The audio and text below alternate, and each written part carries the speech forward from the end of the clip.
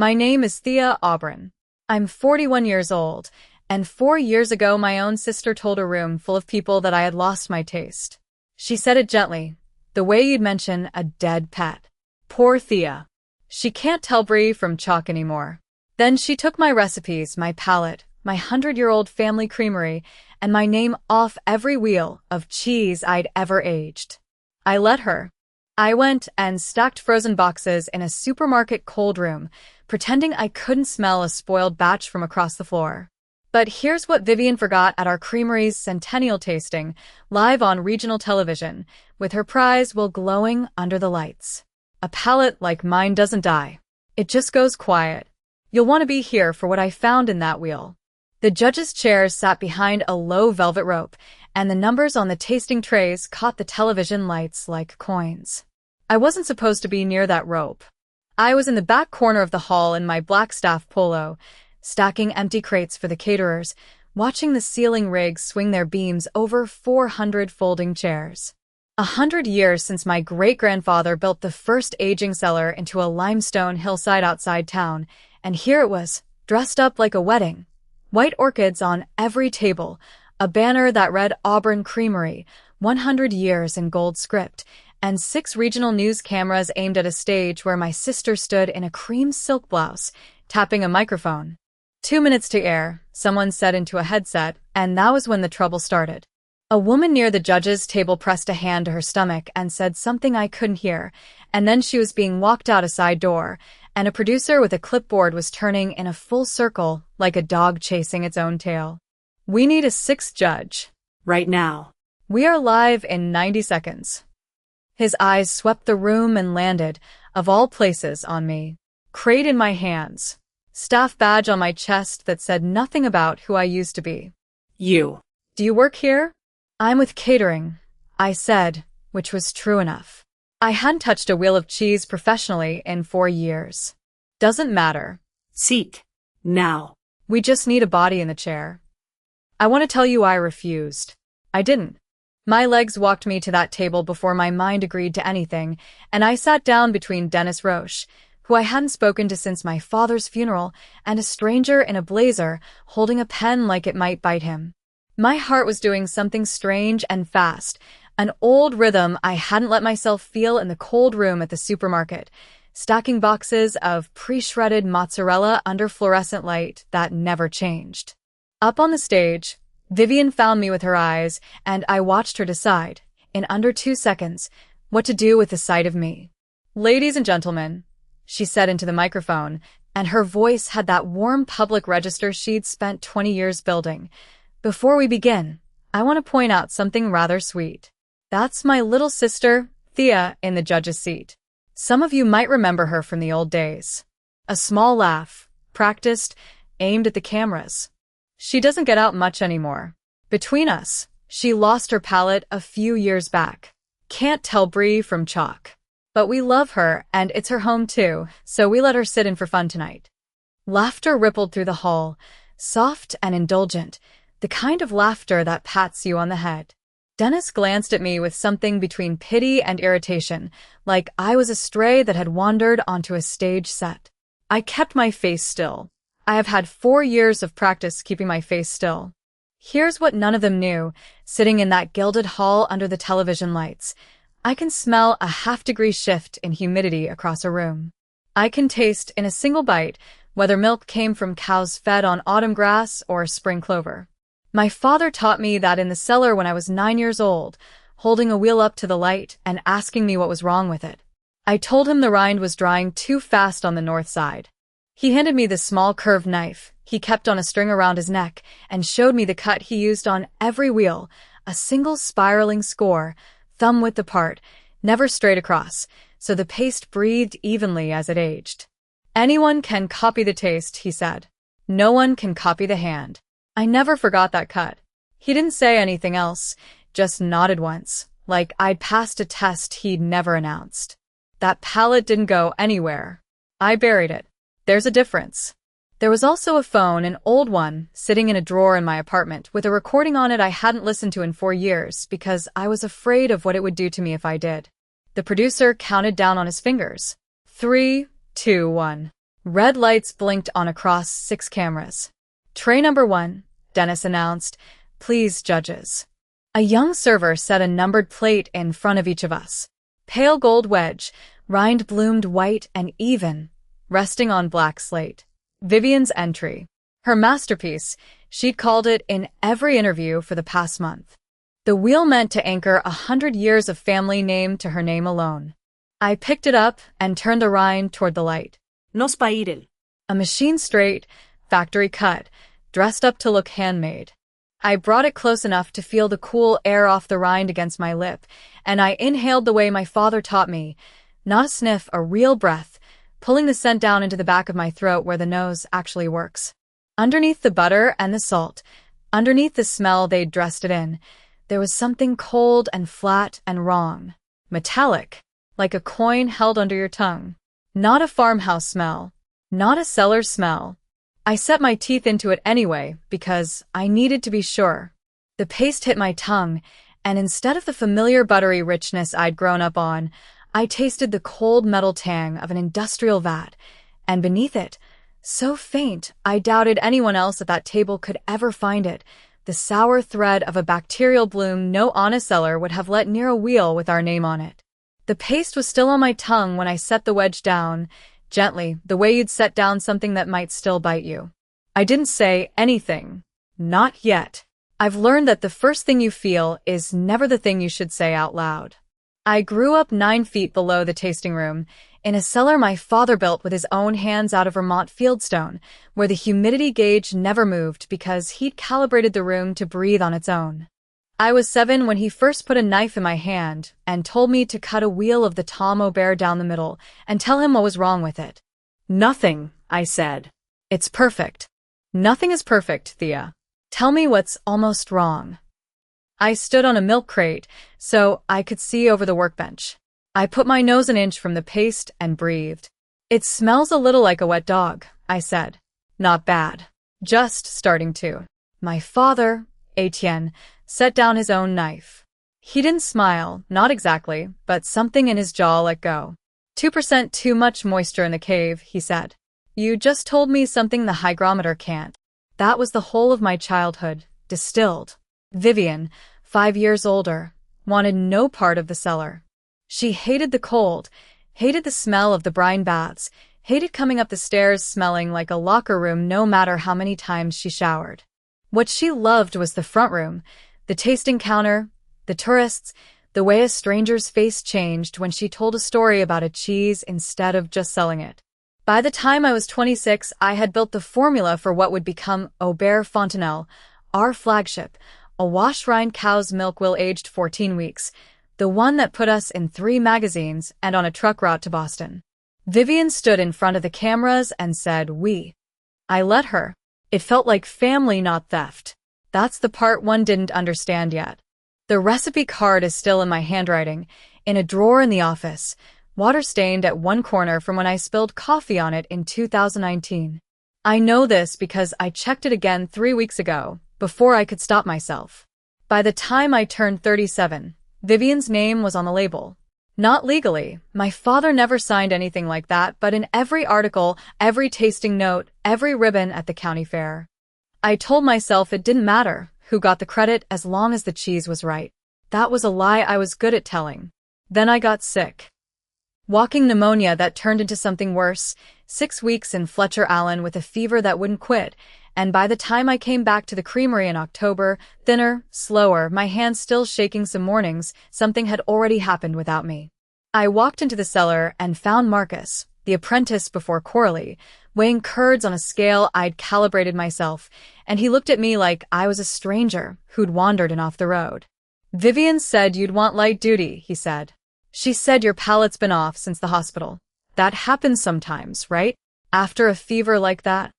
I didn't answer him. I went upstairs and found Vivian in the office, going over a shipping manifest, and I asked her, calm as I could manage, what she'd told the staff.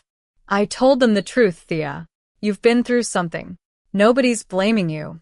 She didn't look up from the manifest. "But you tasted the last batch of the reserve and called it fine." "It wasn't fine. It was 2 weeks underdeveloped, and you didn't catch it." "I never called it fine. I stepped closer to the desk, so she'd have to look at me. I stood at that bench and told you the Rhine needed 11 more days. You wrote it down yourself. That's not how I remember it. She finally looked up, and her face was doing the thing it did for customers, patient, a little sad, entirely unmovable. Maybe the fever took more than you think. Say that again. I'm protecting the business, Thea. You should thank me. Nobody's asking you to leave. Nobody asked, but 3 weeks later my father called me into the same office, Marguerite standing by the window with her arms crossed, not meeting my eyes. It would be better for now if you stepped back from tasting duties entirely, he said. Just until you're stronger. Stronger than what, Papa? I've told you what happened. He didn't answer that either. He looked at Marguerite, and Marguerite looked at the window, and I understood, watching the two of them fail to look at me, that this had already been decided somewhere I hadn't been invited. I packed my tools into the same wooden box my father had given me at 19, the thief knife, the trier, the brass thermometer with my initials scratched into the handle, and I carried it out through the loading dock instead of the front door because I couldn't stand the thought of anyone in the tasting room watching me go. Coralie was the only one who followed me out. 25 then, still learning to read a rind, she stood in the gravel lot with her arms wrapped around herself against the October cold. This isn't right, Anthea. Everyone knows it isn't. Then everyone should say so. I set the box in the trunk of my car. She pressed something into my hand before I could close the door, a folded scrap torn from an order pad, her handwriting slanted and urgent. I didn't read it until I was 3 miles down Route 7, pulled over on the shoulder with the engine running. Don't disappear all the way. Someday I'm going to need you back. I put the note in the glove compartment and told myself I'd never need to read it again. For years later, on the night of the centennial, standing at the judge's table with a piece of my sister's lie dissolving on my tongue, I finally understood what Coralie had meant. The cold storage warehouse hums under fluorescent light at 6 a.m. A customer at the deli counter asked me which cheese pairs with a dry Riesling, and I told her the mild cheddar, though I knew, the way I knew my own hands, that the answer was the aged Gruyere 3 shelves down. She thanked me. I stacked another crate of string cheese and didn't look up. Ma'am, is this one good? A teenager held up a wedge of blue cheese, wrapped in plastic, sweating under the lights. It's fine, I said. It was mediocre. Underripe, slightly bitter at the rind, the kind of thing that would have been pulled from my father's cellar and sent back to the supplier with a note. I scanned it anyway. Beep. $4.29. The register light blinked green like nothing in the world was wrong. This was the job now. Boxes in, boxes out. A walk-in freezer that smelled of cardboard and ammonia instead of Vermont fieldstone and mold spores I used to be able to name by scent alone. For years of it. Long enough that most days I didn't think about the cellar at all. I'd train myself the way you train a limb after an injury. Don't reach for what isn't there. I was breaking down a pallet near the loading dock when I heard her voice. They still let you wear the visor crooked. Huh. Coralie stood in the doorway in her chef's coat, 29 now, the same restless energy she'd had at 25 when she pressed that note into my hand. She'd cut her hair short. She looked older in a way that had nothing to do with age. You drove 2 hours for this, I said. I drove 2 hours because you don't answer texts. She stepped over a broken-down box, glanced at the freezer door like it offended her personally. Can we talk somewhere that isn't refrigerated? We ended up in the break room, fluorescent light again, a vending machine humming against the wall. She didn't sit. She paced instead, arms crossed, the way our father used to pace the cellar when a wheel wasn't turning right. Sales are up 11% this year, she said. Vivian's on the cover of that regional food magazine again. Centennials in 6 weeks. She's turned it into a whole production. Television crew, a blind tasting, the works. Good for her. It's not good, Thea. The cheese is worse. She stopped pacing. I've been in that cellar every day for 4 years. The Fontanelle used to age 14 weeks minimum. You know that better than anyone. Now half the wheels go out at 9, 10 weeks. The rind's wrong. It's shinier. It doesn't smell like anything. I kept my face still. This was the trick. You let your face go quiet, the same quiet I used at the deli counter, and people stopped looking for the truth under it. And the sales are still up, I said. That's the part that doesn't make sense. She lowered her voice, though the break room was empty. There's product coming in at night. Trucks after close, twice a month, sometimes more. I'm not supposed to be there that late, but I forgot my keys once and she stopped herself. I don't know what it is yet. I know it's not milk from the Fenton's herd. Something in my chest tightened, small and precise, like a string pulled one turn too far. I told myself it wasn't my problem anymore. I told myself I'd built a life exactly this small on purpose, and small lives didn't get to fall apart over a rumor about trucks. Come to the Centennial, Coralie said. Sit in the back if you want. Just come. No. Thea. I said no. The word came out sharper than I meant, and I heard it land, heard how it sounded like fear dressed up as indifference. I'm not walking back into that building so your aunt can point at me for the cameras again. I did that once. I know how the story ends. Coralie studied me for a long moment, the way she used to study a wheel of cheese before she cut it, checking for what was wrong before she made the first mark. Then she reached into her coat pocket and set something on the table between us, face down. I wasn't going to show you this unless you said no, she said. So. You said no. She turned it over. It was a photograph, grainy, taken low and fast like she hadn't wanted to be caught taking it. A stack of cardboard boxes against the fieldstone wall of our family's aging cellar, half hidden behind a rack of Fontanelle wheels. Printed on the side of the top box, small but unmistakable under the flash, was a logo I hadn't seen in years but would have known blind, by touch alone, in the dark. I stared at it. My mouth had gone dry. You recognize it, Coralie said. It wasn't a question. Where did you take this? I said, and my voice didn't sound like mine. 3 nights ago. Second shelf from the back, behind the good wheels, like someone wanted it hidden. She watched my face the way she'd been watching the photograph. Thea. Whose logo is that? I didn't answer her. I was still looking at the box. I set the photograph on the passenger seat and drove home without turning on the radio. For 6 days, I did not look at it again. I put it under a coffee tin on the top shelf, the one I never reached for, and I went to work and I sorted 18 crates of provolone, and I told a woman in aisle 9 that the aged Gouda was a little sharp for beginners, when it was, in fact, the best thing on that shelf. On the 7th day, Coralie called and said only. The invitations went out. Mom put your name on the family table. I'm not going. You said that already. A pause, static, the sound of her walking somewhere with hard floors. I'm not asking you to fix anything, Anthea. I'm asking you to stand in a room for 2 hours and watch.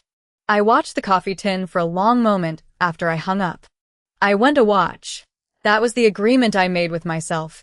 Driving up Route 7 in a black dress I hadn't worn since my father's funeral, the fabric smelling faintly of cedar from the box it lived in. Watch. Nothing else. The hall had been strung with white lights and river birch branches, and someone had hung a banner reading 100 years, Aubert Fontanelle across the rafters in gold script, my father's font, the one he'd hand-lettered on the original cellar door. I stood near the coat check for a full minute just looking at it. Marguerite found me before I found her, which told me she'd been watching the entrance. You came. Her voice had the temperature of the walk-in. Coralie asked. Well. She smoothed a wrinkle from my sleeve that wasn't there. Try not to make a scene. Before I could answer, Vivian arrived in a wave of Chanel and camera flashes, a videographer trailing her like a tethered balloon. She wore ivory, the color of good rennet, and when she saw me her whole face rearranged itself into something warm and public. There she is. She took both my hands, squeezed them for the camera, not for me. Everyone, this is my sister, Thea. She turned, still holding my hands, toward a cluster of guests I didn't recognize. Regional press, a man with a Rutland Herald lanyard. She used to work the cellars here. Had the most incredible nose in the business, honestly, before she got sick. A little sigh, rehearsed. We're just so glad she's still part of the family. Some people don't get their taste back. We don't love her any less for it. The lanyard man wrote something down. I smiled the way you smile when a customer complains about a price you didn't set. That's kind of you, Vivian. Her thumb pressed once, hard, into the back of my hand, a small private violence under the public gentleness, and then she released me and turned back to the crowd, already narrating the next story. I drifted toward the tasting table under the pretext of admiring the display. 60 numbered wheels sat on slate risers, humidity cards clipped beside each one, and at the center, roped off like a relic, sat wheel 41, Vivian's entry, the one the program called Aubert Centennial Reserve, aged, it said, 18 months in the original Fieldstone cellar. A young judge I didn't know, mid-30s, clipboard in hand, was asking Vivian something about the affinage schedule, brushing frequency, cave humidity logs. Vivian's eyes moved past his shoulder, scanning the room, before she answered. Oh, we don't publish the exact schedule. Trade's secret. A laugh, bright, closing the subject like a lid. Sure, but the humidity logs for the competition file, we usually need. Dennis has all of that. She was already stepping away. Talk to Dennis. I filed it away. Not an accusation yet, just the shape of one. A woman who could describe a cheese in glowing paragraphs but wouldn't say what percentage her cave sat at in July. Dennis Roche found me a few minutes later, silver-templed, jacket a size too formal for a barn wedding of a room like this. He looked at me the way you look at a chair that used to be somewhere else. Thea Auburn. He said my name like he was confirming an unfortunate rumor. I heard you were coming. Corley invited me. He glanced toward the judge's table, toward the empty seventh chair with its little printed name card, Elena Marchetti, and then back at me, and something in his face decided I wasn't worth further conversation. You were the one who lost her palate. I remember the write-up in the trade paper. Shame, your father had a real nose. Had, I said. Enjoy the evening. He walked off before I could enjoy anything.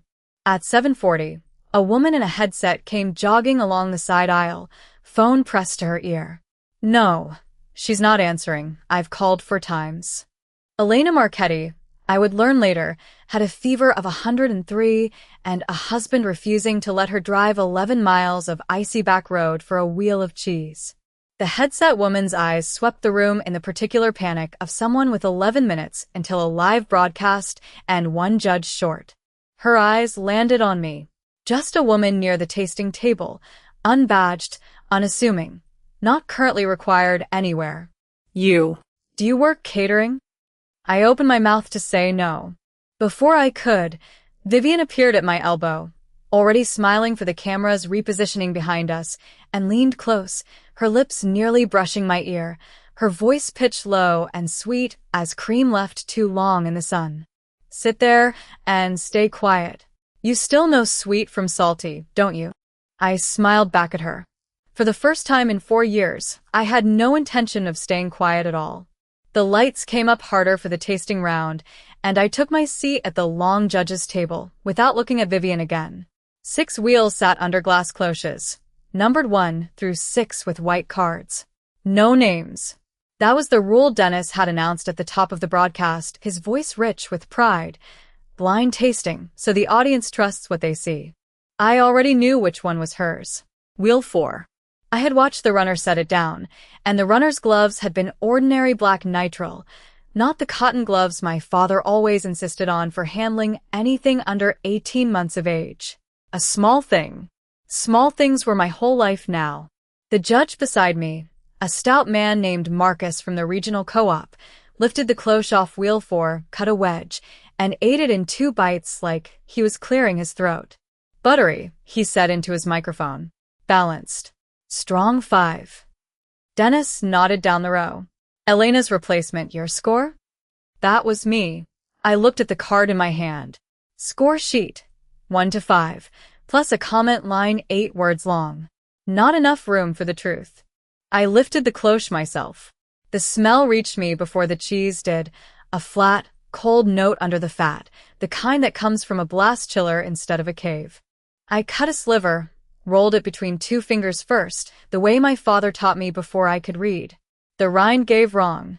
2 even. A true bloomy rind wrinkles where the mold breathes unevenly across the surface. This one had the same thickness front to back, like it had been sprayed rather than grown. I put it in my mouth and closed my eyes, and the whole noise fell away the way it always does when I'm working. Wrong pH first, a sourness too sharp for the fat content, the kind you get when a producer rushes acidification with a shortcut culture instead of letting time do it. Then a bitterness at the back of the tongue, chemical, not earthy, rind treated after the fact with something meant to fake a bloom rather than grow one. And under both of those, faint, almost polite, a wet basement note that didn't belong in any cheese meant for a plate. My stomach turned before my mind finished naming it. Listeria doesn't announce itself loudly. It hides in a soft, forgiving texture and a slightly sour edge that a careless taster calls tangy. I opened my eyes. Dennis was watching me, waiting, pen tapping his own sheet. I leaned toward his microphone stand, keeping my voice low enough that it wouldn't carry to the cameras, though I noticed, at the far end of the table, a younger judge, a woman with a laminated badge that said trainee, local dairy guild. Lean in too. This isn't cave-aged, I said. This is a rind treatment on top of a mass-produced base. And it's not safe. There's a contamination note in there. Dennis's mouth flattened into something between a smile and a wince. Ms. Auburn, he said, using my last name like a correction, we are on a live broadcast. I'd ask you to keep your score to the sheet. I'm telling you what's on the sheet. You lost your palate 4 years ago. I remember the story. His pen didn't stop tapping. Jealousy is a flavor too. It doesn't belong on a card. The words landed exactly where he wanted them to. A few of the seated guests near the stage laughed, quietly, behind their hands, and I heard my mother's chair creak somewhere off to my left as she shifted her weight. I didn't turn to look at her face. I already knew what I'd find there, the particular stillness she wore whenever she decided not to intervene. I wrote my score anyway. A 1. In the comment line, I wrote 7 words. Rind treated, acid off, possible contamination, hold sample. The trainee judge, whose name card read J. Jeffers, slid her phone half beneath the tablecloth and typed something. She wasn't looking at me. She was looking at the number I'd just written. Marcus leaned over to glance at my sheet and laughed outright. A1? Come on. Taste it again, I said. Slowly this time. He didn't. Nobody at that table wanted to taste anything slowly. Slowly was how you found things you couldn't unfind. Dennis moved to close the round, gesturing to the runner to bring the next wheel, and that would have been the end of it. My score buried under 4 other 5s, my comment line unread by anyone but a stranger scribbling notes for a co-op newsletter.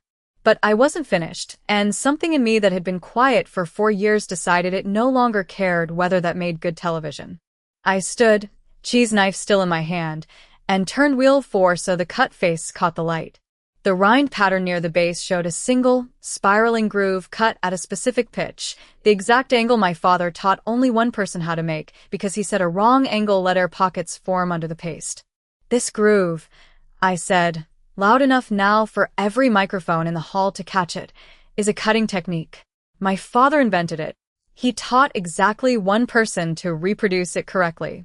It's not something you buy pre-made, and it's not something you fake with a rind spray. I looked past Dennis, past the cameras, straight down the table to where Vivian stood at the edge of the stage, champagne glass forgotten in her hand. So, if my sister says she aged this wheel herself, with her own hands, who actually cut this rind? The hall went silent enough that I heard the ice machine humming somewhere backstage. She was not there when I called for her. Then a chair scraped somewhere behind the judge's table, and a man I didn't know walked into the light with the particular stiffness of someone who has rehearsed his opening line in a parking lot. I can tell you who cut it, he said. He was maybe mid-40s, weathered around the eyes, wearing a canvas jacket that didn't belong on a stage lit for television. I didn't recognize him, but I recognized the logo stitched small on his breast pocket, the same one from Coralie's photograph, the one on the carton stacked in our aging cellar, where no carton should have been. Bastien Roy, he said, mostly to Dennis, like Dennis was the only authority left in the room. Roy distribution out of bar. I sell wax rind commodity wheels. Wholesale. Restaurant supply mostly. He looked at Vivian. Not at me. I've sold to Aubert Fontenelle for the last 14 months. The room made a sound I can only describe as a held breath breaking loose all at once. That's a lie, Vivian said. Fast. Too fast. It's an invoice, Bastien said. He didn't raise his voice. He reached into the jacket and produced nothing. His hands came out empty, and I watched something in his jaw tighten at that. Which I don't have on me tonight, because I didn't come here to prove anything on a stage. I came because 3 deliveries in June went unpaid. $19,400. He said the number the way you say an old wound, flat, and exact because you've said it to yourself too many times already. I called this facility 11 times. Your office manager told me last week that if I said one word about our arrangement, you'd tell the state I've been selling contaminated product under false labels. That you'd make sure it stuck to my name, not yours. He wasn't looking at me when he said it. That was the first thing I understood. He hadn't come for me at all. He'd come because someone had tried to make him the villain of a story he never agreed to be in, and he was done being quiet about it in a truck outside a bank that wouldn't extend him another line of credit. I felt something loosen in my chest that I hadn't let myself name as fear until it started leaving. 14 months, Dennis repeated, and for the first time all night, his voice had lost its certainty. He looked at the wheel on the table between us. Well, 41, 18 months aged, the label swore, and then at Bastien, and I watched him do the arithmetic no one wanted to say out loud. He has no proof, Vivian said, turning to the panel, to the cameras, to the 200 people who'd paid $90 a seat to watch our family's name mean something. A man walks in off the street claiming I owe him money, and suddenly that's evidence? He could say anything. He could be anyone. I could be, Bastien agreed, and something in his calm was worse for her than if he'd shouted. But you have my number in your call log. 11 missed calls if anyone ever pulls the record. You have 3 years of orders if anyone ever asks to see them. I don't need you to believe me tonight.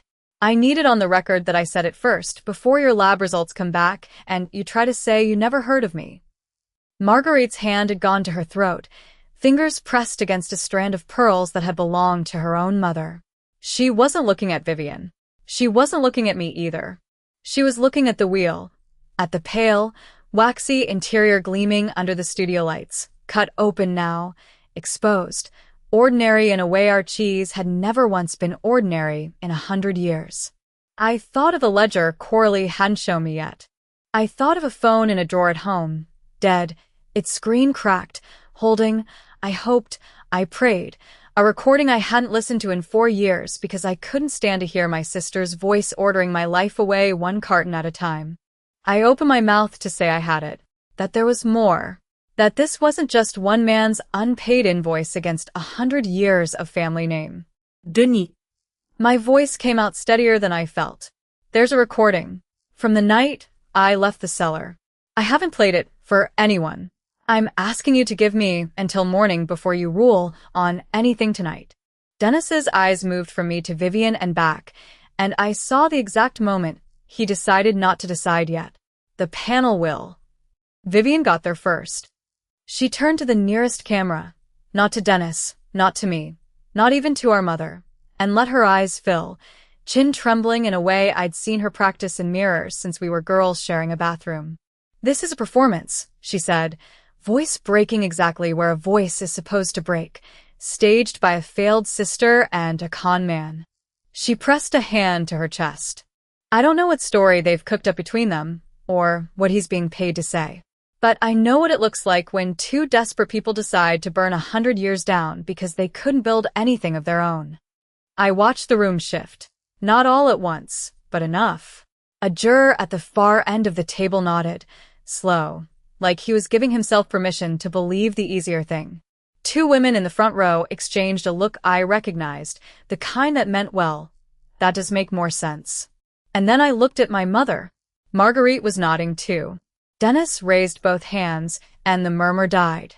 Given the seriousness of these claims, he said, and the absence so far of anything beyond claims, his eyes moved to me, then to Bastien. I'm suspending the tasting round. We'll reconvene in 15 minutes. The applause that followed wasn't for me. It was relief. a room exhaling because the uncomfortable thing was being put back in its box. Vivian dabbed under her eyes with a napkin someone had handed her. She caught my gaze over Dennis's shoulder for exactly 1 second, and there was nothing wet in it at all. My mother's hand closed around my arm above the elbow. Not gentle. Outside, she said.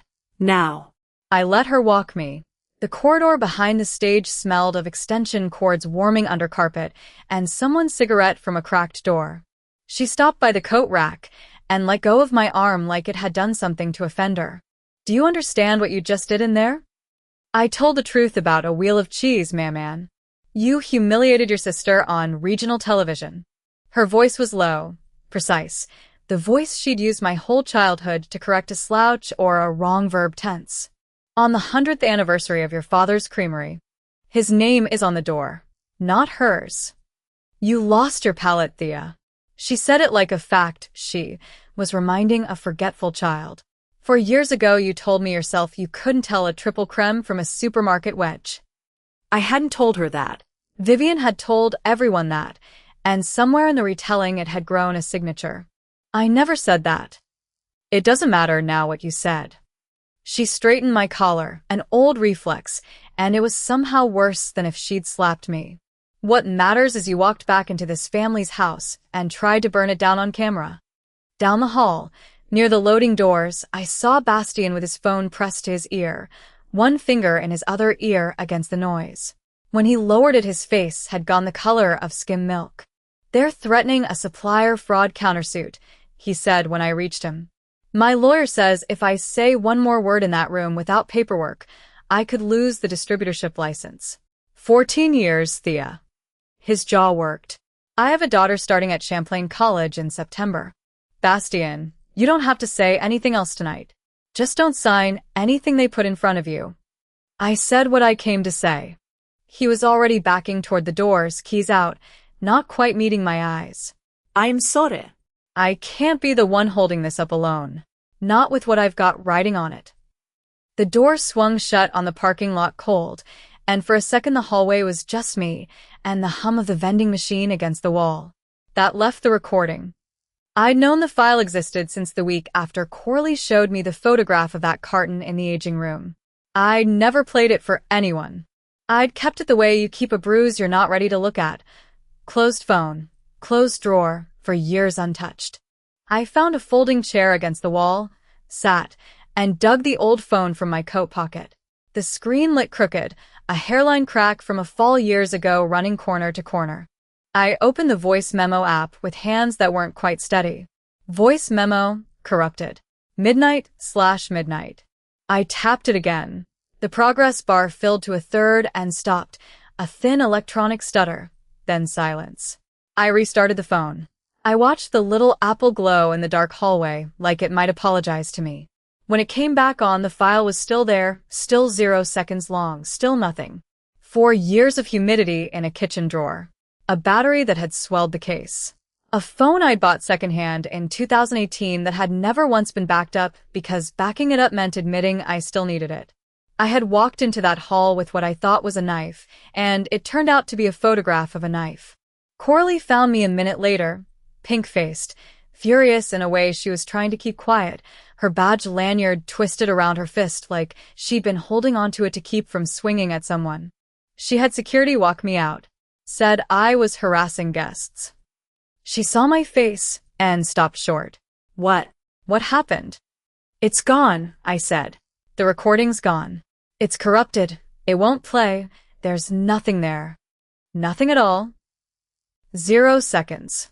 It's been sitting in a drawer for 4 years, Corley. I never even opened it to check. She didn't say anything for a second. Somewhere behind us, through the double doors, I heard Dennis's voice rising again, calling the room back to order, calling for the tasting to resume, without me, from the sound of it, my seat already being filled by someone more agreeable. I had come back into that building to say one true thing, and the building had swallowed it and kept going. Corley walked me to the parking lot without speaking. The Centennial banner over the entrance snapped once in the wind, hard enough to sound like a gunshot, and neither of us flinched, because we were both already past flinching. I popped my trunk out of habit more than plan. The old laptop was still there, under a fleece blanket, where I'd tossed it the week I left the creamery and never opened it again. I don't know why I lifted the lid right there in the cold, engine ticking, breath fogging over the keyboard. It woke up slower than I remembered, fan whirring like it hadn't turned over in years. The desktop background was still the aging room, taken the summer I turned 37 before any of this. And there, in the corner, a folder I hadn't looked at in 4 years. The name meant nothing to Coralie leaning over my shoulder. It meant everything to me. The cursor blinked over it, waiting. The parking lot air hit different than the halls, cold, wet asphalt. The hum of the news van generator 2 rows over. I sat on the edge of my open trunk, laptop screen glowing against my knees, that empty folder still open. Footsteps. Fast ones. Anthea. Coralie came around the taillight with her coat unzipped, breath fogging. A canvas bag clutched against her chest like it held something breakable. "You shouldn't be out here," I said. "Vivian had you thrown out." I got thrown out of the hall. Nobody said I had to leave the property. She dropped the bag onto the trunk lid between us, and it landed heavier than I expected. The thud of paper, not fabric. I've been sitting in my car for 20 minutes deciding if I was a coward. And I'm done being one. She unzipped the bag. Photographs first, printed on ordinary copy paper, the ink a little streaky. She'd rushed them through a drugstore kiosk. Trucks. A loading dock at night, sodium lights turning everything orange. A man in a gray hoodie wheeling in cartons stamped with a blue diamond logo I would have recognized blindfolded, because I'd once stood in Bastian's warehouse and watched him stamp it himself. 2 months, Coralie said. I started photographing every night delivery in June, 11 of them total. I didn't know what I was looking at until tonight. Then receipts, crumpled, some stained, pulled straight out of a dumpster from the look of the coffee grounds ground into the corners. Wholesale invoices. A name at the top, Roche and Baptiste Distribution. Not Bastian's name outright, a shell, maybe, or a partner. The dollar figures made my stomach tighten in a way the stage lights hadn't. "There's more," Coralie said, and her voice went quieter, like she was still deciding whether she believed what she'd done. "Last Tuesday, I was supposed to be off shift. I went back for my jacket, and I heard her in the aging room. She pulled out her phone, thumb trembling slightly over the screen, and turned it toward me. The video was 11 seconds long.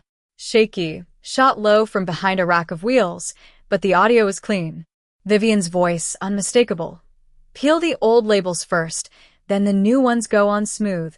Nobody's checking rind texture on a shelf. Marcus, they're checking the sticker. And a second voice, younger, uncertain. What if someone from the family, Vivian, cutting him off? There is no one from the family.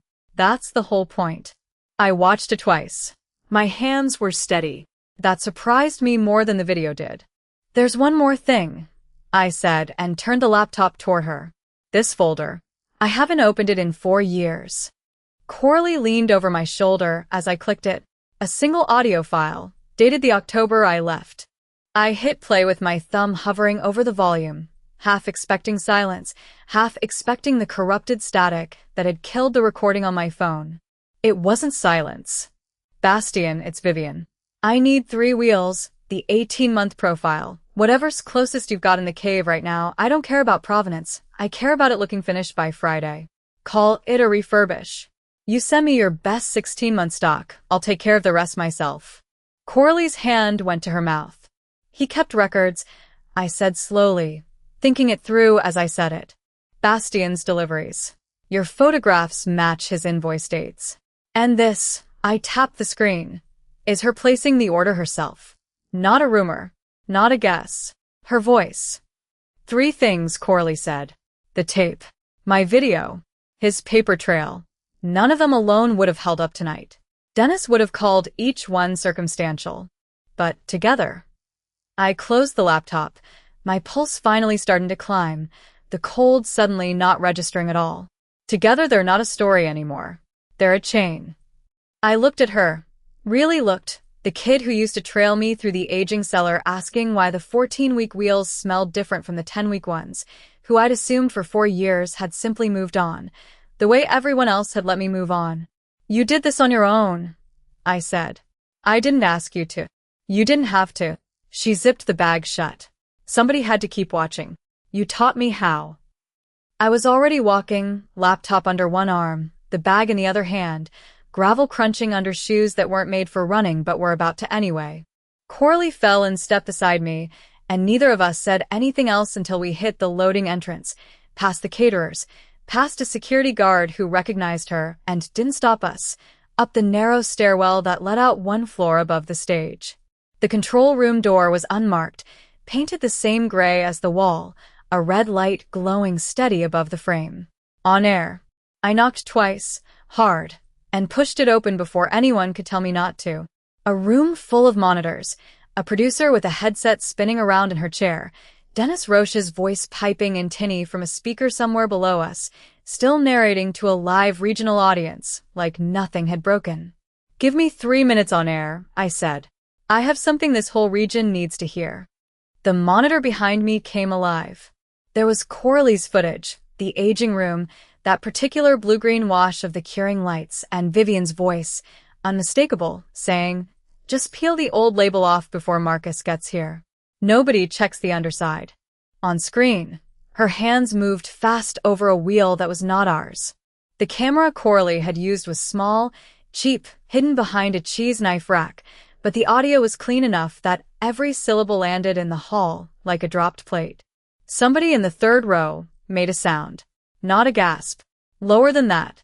"That's..." Vivian started, and stopped because the footage kept rolling, because there was no version of that sentence that ended somewhere good.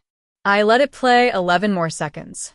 Then I nodded again, and the audio file went up next, no video, just her voice against a black screen, tinnier, older, recorded on a phone I'd carried in a coat pocket 4 years ago because some habits from the aging room never left me. You label everything, you keep your batch records, you don't trust memory alone. "Bastian, it's Vivian. I need 2 wheels, industrial. Aged look, by Thursday. Nobody's going to open them up and check. Just make them look right on the outside." Her own voice. Flat, businesslike, the voice she used for suppliers, not the one she used for cameras. I watched her face while it played. She didn't move. Some people go pale. Vivian went very still, the particular stillness of someone doing arithmetic she doesn't want to finish. Near the wing curtain, Coralie had both hands pressed to her mouth. She wasn't crying. She looked like someone who had spent 4 years being told she'd imagine the whole thing, and was now watching the proof play out in public, 11 seconds at a time. "Dennis," I said, and my voice came out quieter than I expected, quiet enough that the boom mic had to lean in to catch it. "You asked for proof. There it is." Her hands. Her voice. Bastian stepped up beside me before Dennis could answer.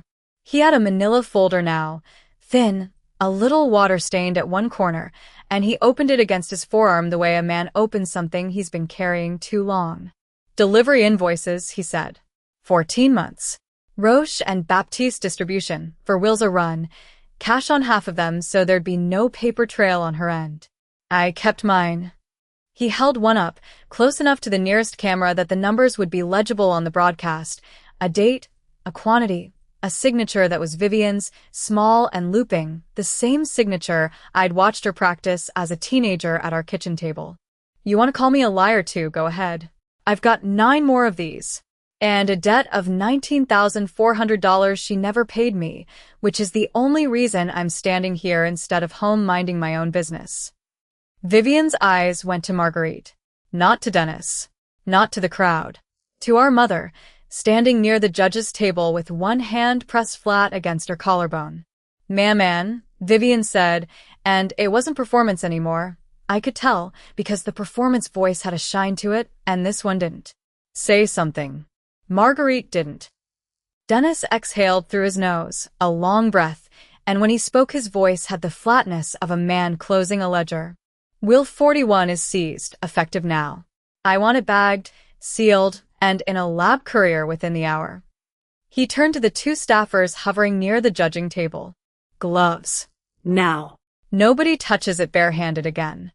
That was the moment I felt the room's weight shift. Not toward me, exactly, but away from her, a whole hall of 200 people leaning back half an inch at once, the way you lean away from a spill before you've even registered it as a spill.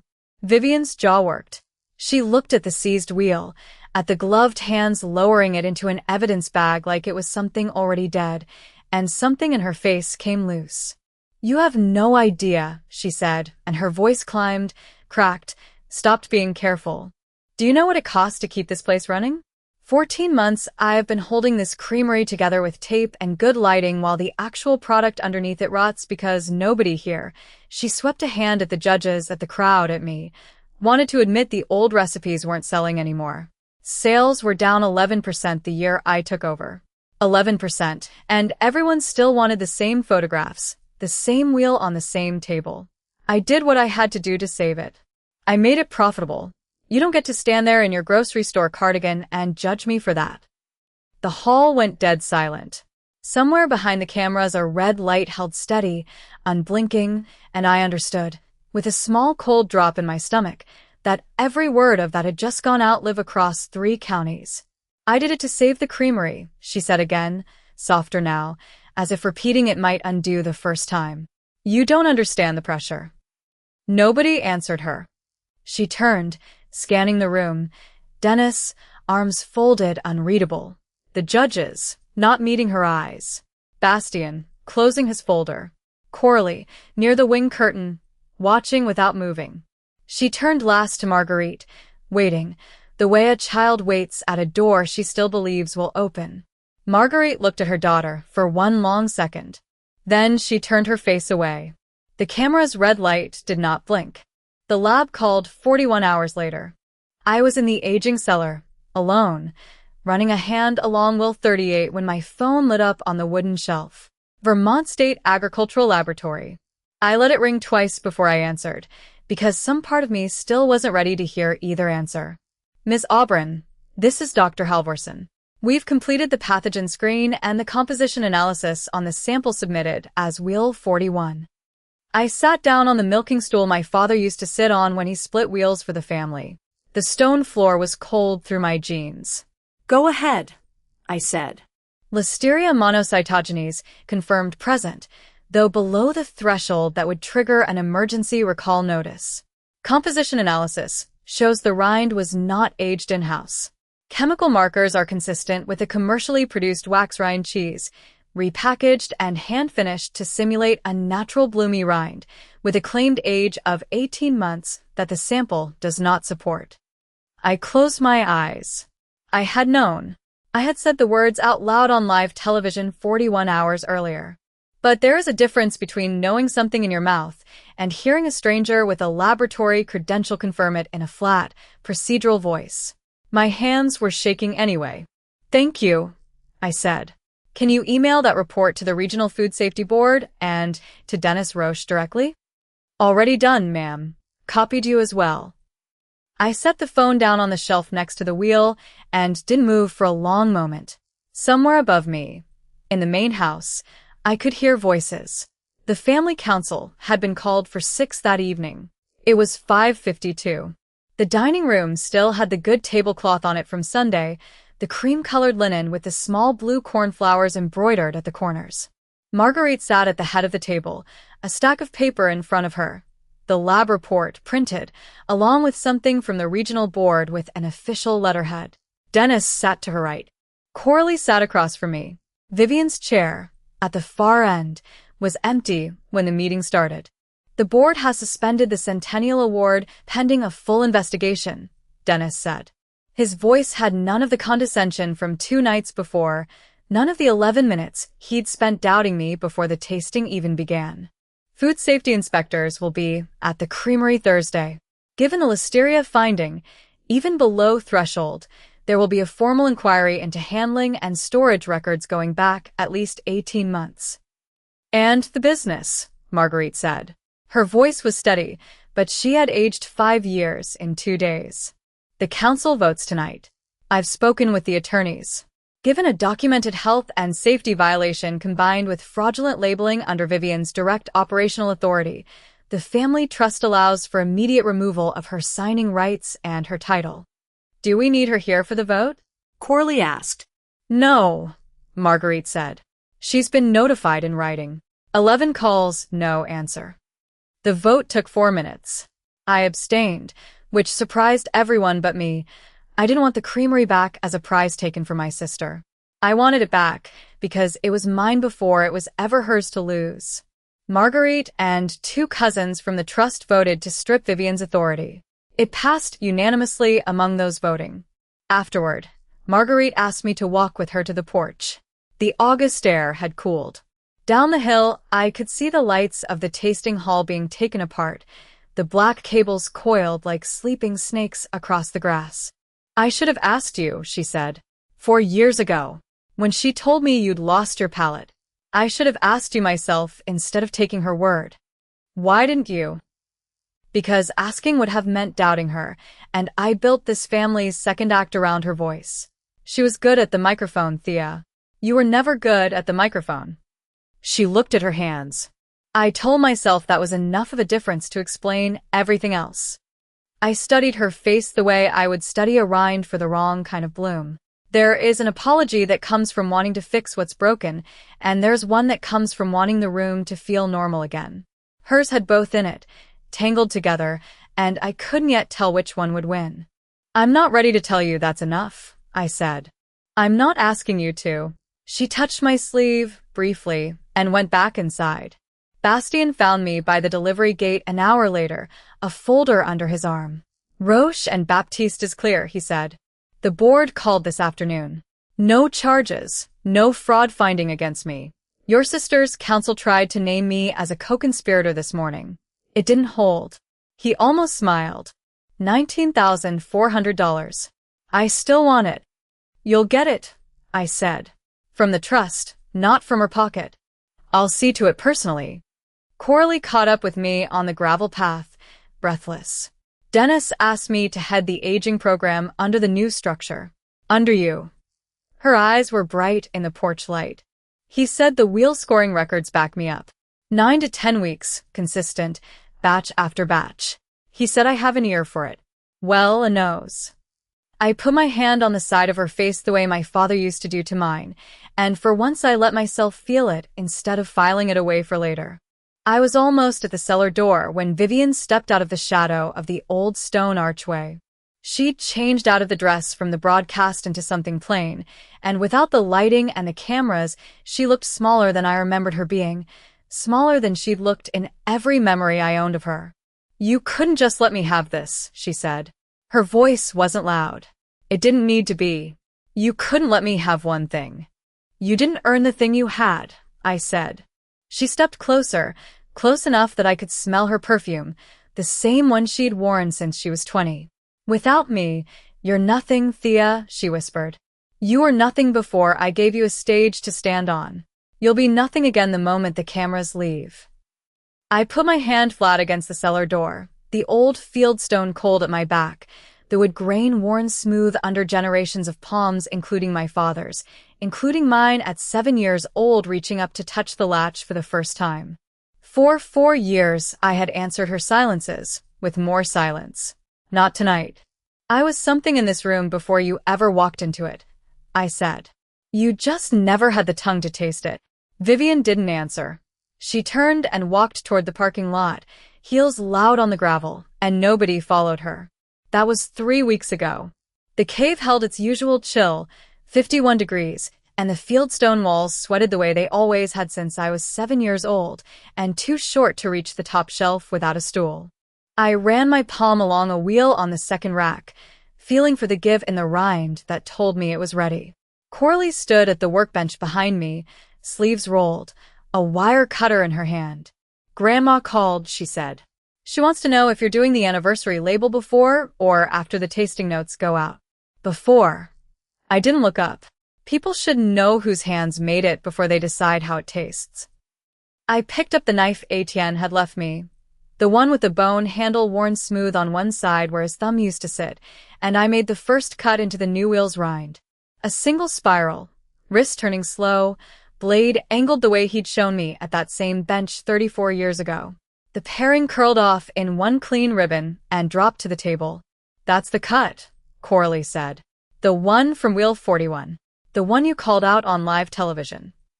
It's not a coincidence anymore. I set the knife down and looked at her. It's a signature. I'm putting my name on the label under it. Auburn.